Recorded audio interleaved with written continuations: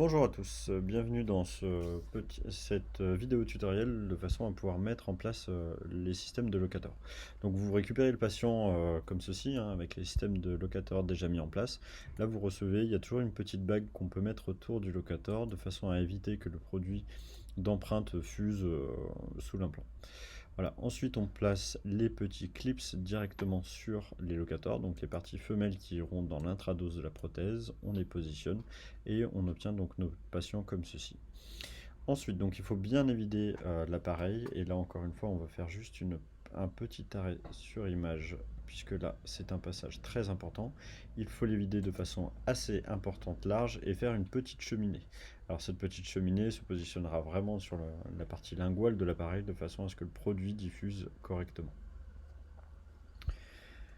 Une fois qu'on a fait l'évidement, alors pour faire l'évidement, hein, pour bien localiser la zone, on peut mettre un coup de feutre, hein, sur les bagues, comme ça on sait exactement la zone. Le feutre va du coup colorer l'intradose de la prothèse et on pourra l'évider de façon beaucoup plus précise.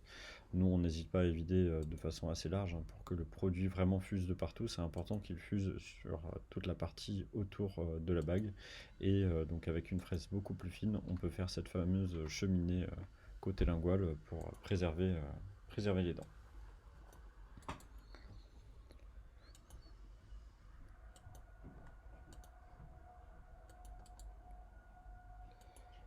Une fois que l'évidement a été réalisé, on vérifie bien qu'il n'y a pas de problème de compressibilité de la muqueuse, hein, que vraiment les bagues ne viennent pas comprimer, pour que vraiment l'appareil s'appuie et sur les locators et sur l'ensemble de la muqueuse. Là sur la vidéo, on voit donc une résine qui a été utilisée. C'est une résine qui est autopolymérisable ou photopolymérisable. L'Unifast couleur rose fonctionne très très bien. Voilà, il suffit juste voilà, d'obtenir un bon mélange, hein, comme pour nos dents provisoires classiques. Une fois qu'on l'applique, donc on fait bien mordre au patient sur l'occlusion souhaitée, de façon à avoir la compression idéale au niveau de la muqueuse et le positionnement le plus adéquat pour la partie femelle des locators. Donc là, on maintient bien la pression. Une fois qu'on a obtenu tout ça, donc vient le moment des caoutchoucs. Alors, pour le moment de l'empreinte, on utilise du coup les caoutchoucs correspondants pour la partie de l'empreinte, qui sont ceux qui sont en noir. Ensuite, donc, pour retirer les caoutchoucs sur ces clés locators, donc on dévisse un petit peu la première partie de la tête et on va obtenir un petit jeu sur le piston. Ce petit jeu va nous permettre de retirer le caoutchouc de façon très simple. Donc il faut le dévisser suffisamment pour avoir un jeu conséquent, mais pas trop non plus, puisque sinon après il ressortira tout seul. Lorsqu'on a ce petit jeu de façon assez intéressante, donc on se positionne dans l'axe le plus droit possible, et ce petit jeu de piston va nous permettre d'attraper de façon idéale le caoutchouc. Donc bien se positionner tout droit dans l'axe pour l'obtenir, et voilà, on obtient le caoutchouc. Ensuite, pour l'enlever, soit on dévisse, soit on tire directement dessus sur la partie sur laquelle il s'était accroché.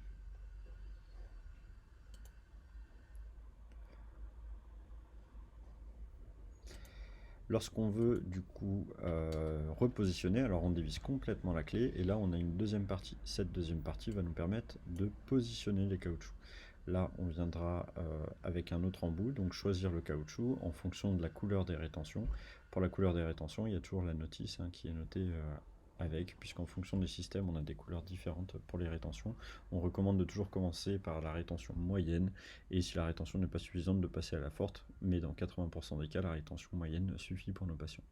Donc on positionne sur cette partie-là, la partie de la clé qui a été dévissée, et puis à nouveau, avec la façon la plus verticale possible, hein, on vient donc appliquer le caoutchouc.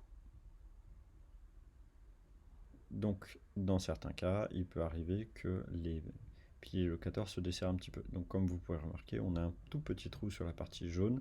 On vient positionner cette partie-là directement avec la partie triangulaire à l'intérieur du pilier locator, et une clé de tournevis assez classique directement à l'intérieur.